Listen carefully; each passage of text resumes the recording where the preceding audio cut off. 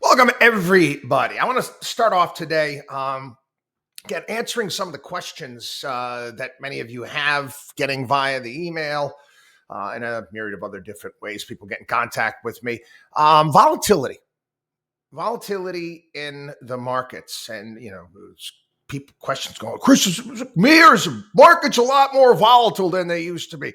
I don't understand these swings in the market. And again, you get the Wizards of Smart on the various different business programs trying to explain things, Fed, earnings, jobs numbers, whatever it may be. And, for years, I tried to explain to people in regards to the markets, how a lot of radio stations would always ask me, hey, Chris, you want to do the 4:00 market wrap?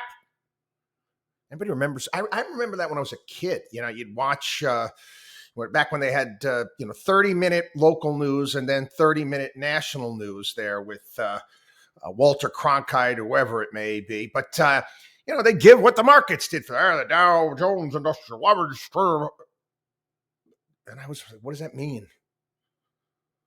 What does it actually? What does it really all mean? And people ask, some great news came out today. Why the market's down?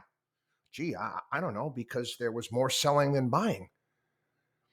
That's the reality of the markets. And yes, without a doubt, things have gotten a hell of a lot more volatile. And a lot of it, again, algorithmic computerized trading, not so much in stocks in of themselves, but in options. U.S. stock options and trading surpassed 10 billion contracts. 10 billion contracts last year. That's insane. Again, we utilize options in certain portfolios for certain clients if it is appropriate for them. Again, hedging positions, hedging large positions, covered calls. These are the types of things that we do. However, when you see the market swinging, a few hundred this way, few hundred that way, back, forth, all over the place over the course of the year, it's fueled by this. Options, they're derivatives. And they put the markets and the volatility on steroids, and it's something you have to deal with. Now, during the whole meme stock nonsense, COVID traders out there, retail investors got into options with all the gusto, and they got crushed. Yeah, when I first started in the business, this is a long time ago, they did have some protections. If you weren't qualified, they wouldn't let you trade options. You had to be a quote unquote sophisticated investor. Now, you'd be a teenager with an account over at Robinhood, and you can lever yourself up with these things. But yes, people, this is what adds to the volatility. So how do you go about playing it? You don't. I've got no control over this. I can't time this. I'm not going to participate in this. I don't run a high frequency trading firm here. It's not what I do. We build portfolios that can withstand all this. Again, if you're going to be, knowing that you're going to be in really rough waters on a regular basis, and I think it's now more than ever, you're going to continue to see volatility going. Well, then you better have a pretty solid ship, right? And that's what we kind of pride ourselves in building. Anyway, moving on. Microsoft, this is big news today. Microsoft announcing a multi-billion-dollar investment in that ChatGPT maker OpenAI. They declined to give the specific dollar amount, but again, earlier, we got news closer to $10 billion. This is the third phase of the partnership between the two companies. Microsoft made an investment in 2019 and 2021. And again, some people are calling this thing the Google killer. They are. Some people have equated this technology to when Steve Jobs announced the iPhone. Saw a story this past week. I guess this artificial intelligence, it passed the bar exam, passed the medical boards, And I guess it turned in an assignment to a Wharton MBA program and got a B on it.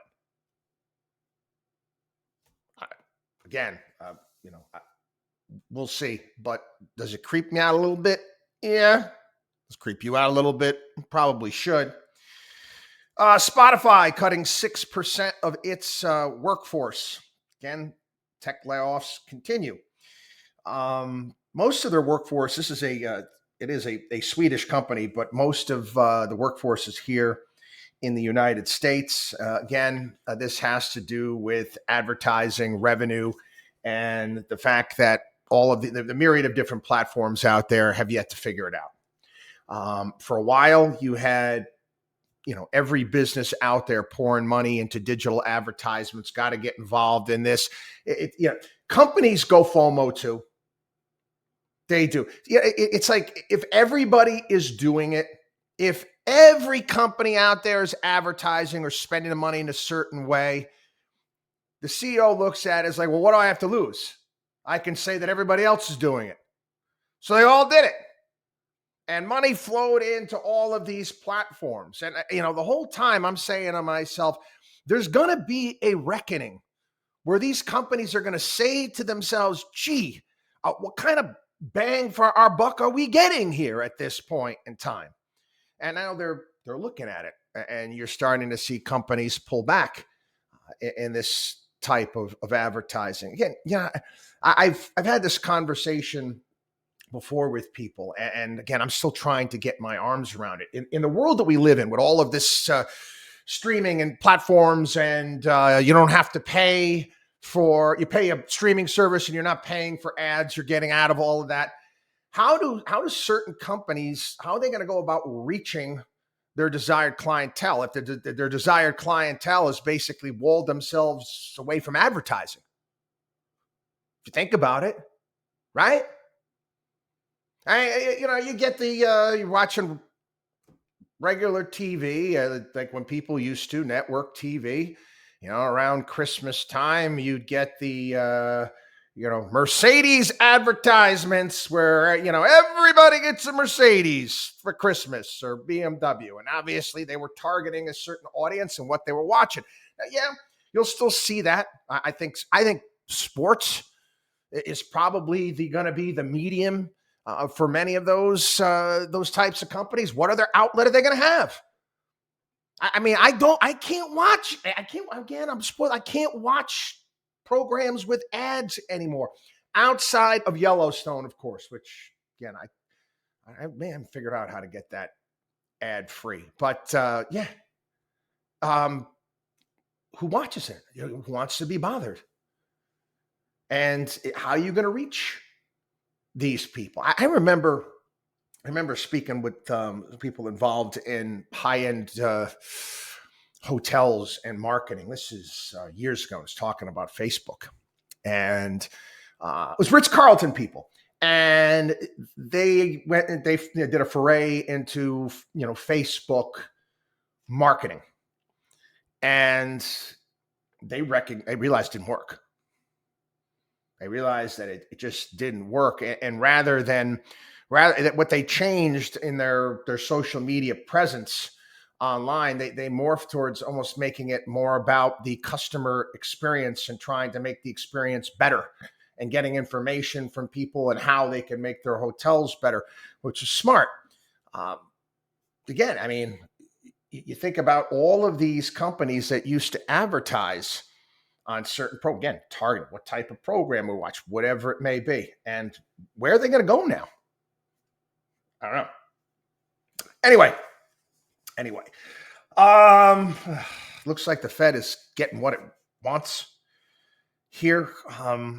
This is interesting. This Wall Street Journal, it's one of their anecdotal stories here. Unemployed Americans find job searches take longer as labor market cools. Unemployed Americans across the United States are spending more time out of work as employers slow down hiring from a red-hot pace earlier in the pandemic.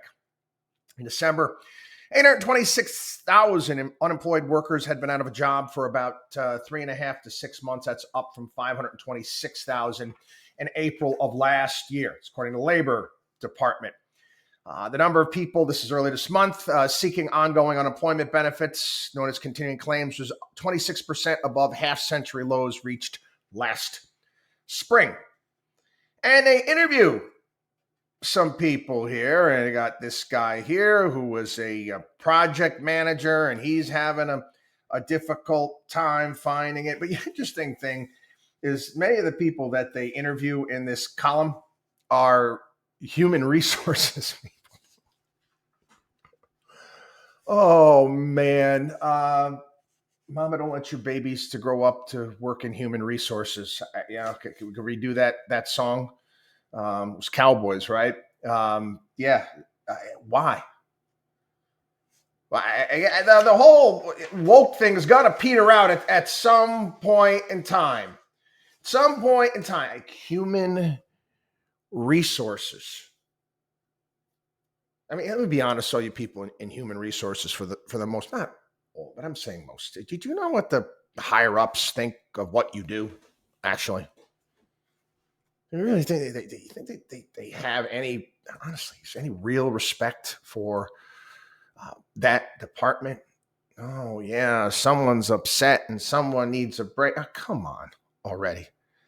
It's freaking, they blew these things up, and guess what? Yeah, those jobs are going away. Many of them are going away. What exactly do you add to the bottom line? Like the Bobs from Office Space. What exactly do you say you do here? $9 billion plunge in New York City commercial real estate sets up brutal political fight over shrinking tax pie. Oh, God. Yeah, the total value of New York City's commercial real estate is nearly $9 billion short of its most recent high. Again, cue the "See, I Told You So" music here at the WatchDog on Wall Street show. Yeah. And it's going to get worse instead of better. It's not going to improve anytime soon. It's going to take them way too long to try to take this unused office space and turn it into residential. The costs are going to be too high. The permitting process is going to be an absolute disaster. You're going to have politicians chiming in, well, you got to have X amount of affordable units in this building. What was the Miley Cyrus popular song from, wow, that'd be about 10 years ago. Came in like a wrecking ball. Knock him down. All of this old office space in Manhattan, gotta go. It's gotta go. You're not gonna rent it. You're not, because believe it or not, there are new buildings going up. There are brand new buildings going up, and people want to be in them. For crying out loud, the Hudson Yards, they get everybody walking away from that place, and it's brand new. And the geniuses in New York, they want to build more. Yeah, they want to build more in and around Penn Station. Again, stupid is as stupid does. I don't know what to tell you, but I don't know how New York City is going to pay its bills. Let's go across the pond. Let's go to the UK. Again, this is a leftover from Boris Johnson. British Volt Limited. Yep, went to bankruptcy and is going to be wound down at the cost of several hundred jobs. Startup founded in 2019. Central to London's green ambitions. Sound familiar? Was going to build a factory in northern England where 3,000 employees would produce lithium-ion batteries to support Britain's electric car industry. Does Rolls-Royce make an electric car yet? Aston Martin? What are the other British cars? Oh, yeah. What am I talking about? Range Rover. Range Rover, they make any electric cars as of yet? The funny thing is, last time I was in London, I noticed this. It was obvious. I said, in America, you very rarely see American cars. You'll see SUVs. You'll see trucks, but you very rarely see a Ford sedan. Saw them all over there. But anyway, Britain's electric car industry that doesn't exist. Again, this company was birthed out of what? Best way I can explain this, I got to write this down before I forget it. Island of Dr. Moreau. You remember that? There's that movie where you got that island where he's doing all these genetic experiments on all these animals and humans and all that good stuff. This is what happens when the government decides it wants to tinker with the free market. We're going to subsidize this and we're going to give this company all sorts of seed money. Again, follow along. And this is to you, millennials, left-wing loons out there that really don't understand how Mother Nature actually works. Lesson for you. You might not like it. If a company is got a great idea, it's got a great business plan, if it makes sense, smart money will go into it. It will. Now, here's the little catch, people. Unless this company, unless this new technology can't make it because the government is messing around with Mother Nature and picking and choosing winners and losers. Saying, oh, yeah, we're the government, we're going all in on solar panels. Somebody comes up with something that actually makes sense, but already the government decided it's going in this direction. Again, Island of Dr. Moreau crap. So what is the lesson to be learned from this? Stay the blip out of the private sector. Period. The end. You want to throw some money at colleges and universities for research. Okay, science, new types of tech, fine. But don't pick and choose because you're not smart enough to do that. Does anybody think that Joe Biden is smart enough to pick and choose winners and losers? Barack Obama and his boys thought that they could do it too. And they failed miserably. Anyway, a few crypto stories today. There's one actually blast from the past going back to this Ruja Ignatova. You remember her? This is back 2016. She was the crypto queen, had this coin, and how she walked away with $4 billion, I guess. It was a multi-billion-dollar scam. People lost a fortune. Yeah. All right. Let me explain to you something, people. And I guess what happened, she was a German citizen, but she grew up in Bulgaria. She was last seen, she flew from Bulgaria to Athens and then disappeared. Listen, $4 billion is going to buy you a lot of, and money get away with a lot, especially, let me explain, Europe's a little different, okay? It is much easier to hide over there than it is here. You can't even compare. Yeah, they just arrested this mafia guy that's been on the run for 3 decades now. Is the head mafia guy in Sicily? He's been in Sicily, for crying out loud. They said he went on vacations in Tuscany. Don't tell me they didn't know. Okay, they did. It's people got to understand how parts of the world work. Very, very different. They're not different, but same.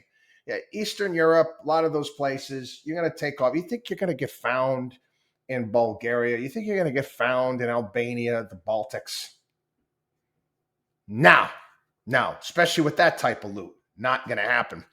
Talking about attempt to flee, this is Elizabeth Holmes, Theranos, made an attempt to flee the country by booking a one-way ticket to Mexico, departing in January of January 2022, shortly after she was convicted of fraud. Now, the prosecutors are a little bit nervous that, this is not good. She's going to try to skip the country. Again, I mean, you screwed that up? Why would you? It's not, we watch thousands and thousands of people get across the border every single day, Liz. I mean, you might just walk across, for crying out loud. I mean, you don't think you're going to get caught buying a one-way ticket to Mexico? You know, it might pop up on the computer. Anyway, this story again is another teachable moment here, and it takes me back to some conversations I've had in the past. There is they're calling it a low income housing project in Nantucket. Yeah. Plans to build an affordable housing complex in Nantucket remain in limbo after the locals, really, really rich WASPs for the most part. Let's just be honest here. What did Gordon Gekko say about WASPs? Remember when he said he paid $100,000 to get on the board of the Bronx Zoo? Anybody remember that? So it's the thing about WASPs, bud. Love animals, hate people.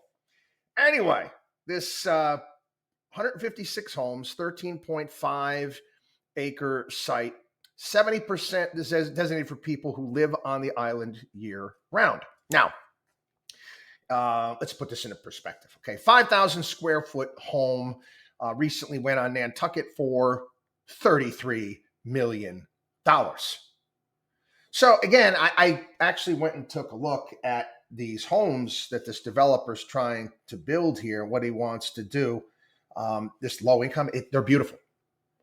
I mean, absolutely gorgeous. And they're going to be sold between $261,000 and $373,000. Nothing more than $1 million. And again, the locals are up in arms. We can't have, it's going to be a strain on our police force. Oh, I know you got so much crime out there in Nantucket. It's going to be a strain on our schools. Basically, it's just giving, local proprietors, local people who work to, so they don't have to take the ferry across every single day, that they might be able to work and live in the same place. But again, the left wingers, they can't stand that crap. They are the ultimate when it comes to NIMBY. They'll preach to you something. We just talked about Davos and all the private jets and all the bullshit, but they're not going to participate in that. It's interesting. We've recently in my area, my town here, they're close by. It's been trying to put up some multi-housing units for decades now, and it looks like it finally got approval and people are up in arms. And I'm watching our local school district here, the decline in enrollment. It's just people are priced out, can't afford it. And I'm saying to myself, people, just because they're not making as much as you doesn't necessarily make them bad people. No, I get it. Depending on the type of low income housing you're going to get, you can run into some issues, but it most certainly is not the case here. These are absolutely gorgeous homes. This is Nantucket. These are people who want to live where they work. These are the people that are taking care of all these people that can afford $30 million plus homes. But yeah, this is true story.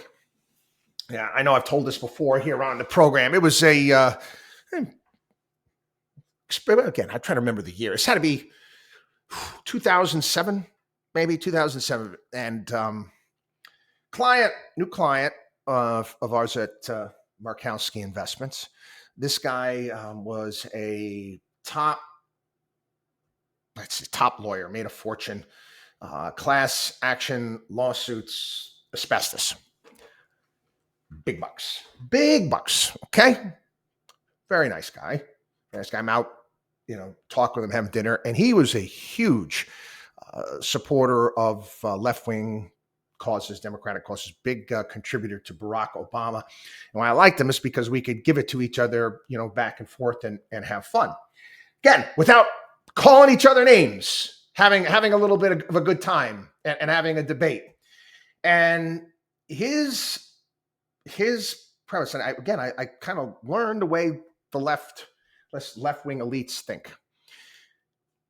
To them, they think most people are outside themselves and their crew are not very smart. They're stupid. And I mean, this guy's trying to convince me. He's like, Chris, come on. These people are not smart. They're not bright. They can't take care of themselves. It's our job to take care of them. That's the way that they think. To me, I would rather help people lift themselves up and better themselves. To them, it's like human beings are their rescue pets. They're their rescue pets, and they're there to give them money. But again, they don't want them in their area. They don't want them in their backyard. Let me give you an example. You remember watching during the whole COVID craziness? They got the award shows. You've got Ann Wintour's thing there. What is it called? The Met Gala, where all the stars, everybody there, maskless, every single worker there had to wear a mask. They would be happy. They'd be happy grounding everybody. And they think that they're doing the right thing. And giving them housing and giving them food, almost putting them on a reservation. Like the godforsaken things we did to the Native Americans here. They put them on a reservation. I live in New York, for crying out loud. I do have, quite a few clients out here that are mostly left of center. They don't have, you know what, I'll pay the taxes as long as I can keep people out of my community, keep them off my lawn. That's the way they think. That is their thought process. Here you got Nantucket, for crying out loud. This Nantucket, Martha's Vineyard, okay? Really, really wealthy people. Can't have any homes that are sub $1 million near us. You've got to be kidding me. Anyway. Yes, Wall Street Journal editorial on the fair tax. Again, I've talked about this recently a couple times because it's come up in conversation. And years ago, I used to discuss it a lot more. There was the champion of the fair tax on the radio back in the day, one of the all-time greats as far as talk radio is concerned, in my opinion, Neil Bortz. And man, do I miss his program. Well, the Wall Street Journal is basically saying, this ain't going to work.